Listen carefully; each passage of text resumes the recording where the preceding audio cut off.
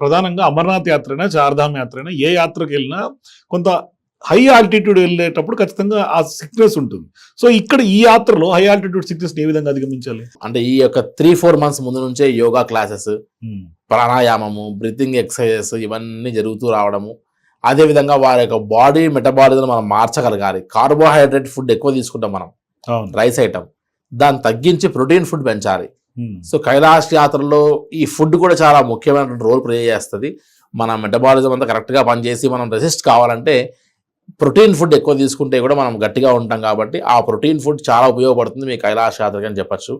So ఇవన్నీ ఏర్పాట్లని మనం వాళ్ళు సజెస్ట్ చేస్తూ ఒక 3 మంత్స్ ముందు నుంచే ఈ ప్రక్రియ మొదలు పెడుతూ రావాలి. కైలాష్ యాత్రకి ఇవాళ బుక్ చేసాము, రేపు వెళ్తామంటే డబ్బు ఉండొచ్చు, జిజ్ఞాస ఉండొచ్చు, కోరిక ఉండొచ్చు, కానీ ఆ కైలాష్ యాత్రకి అక్కడికి వెళ్ళిన తర్వాత మన బాడీ ఎలా సస్టైన్ అవుతుంది అన్నటువంటిది ఇక్కడ ముందే దాన్ని ట్యూన్ చేయాలి. సబ్ కాన్షియస్ మైండ్కి ఇచ్చినట్టుగా ఫీడ్ ఏదైతే ఉందో ఆ ఫీడ్ కరెక్ట్గా అక్కడ ఇవ్వగలగాలి. అంటే మైండ్ తయారుతో పాటుగా బాడీని కూడా తయారు చేసుకుని వెళ్ళాల్సింది. తప్పకుండా.